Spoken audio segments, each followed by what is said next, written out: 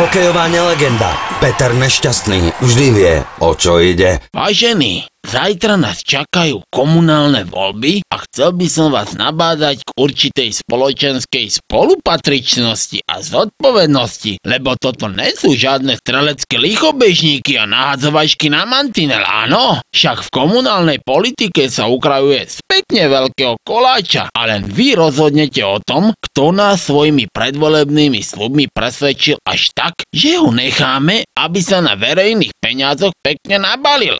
Však, Ďuro, kedysi som aj ja plánoval, že si niečo ukrojím, ale potom mi došlo, že nestačí byť jak žula a kremeň v National Hockey League. Dokonca som poškuloval, že budem primátor. No tam je veľa roboty a to sa mi až tak nepáči. Takže všetci hráči, k zajtrajším voľbám mám pre vás dve rady. Nevoľte Ešcebákov a nikdy si nezoberte naraz prášky na spanie a preháňadlo. Rádio Anténa Rock.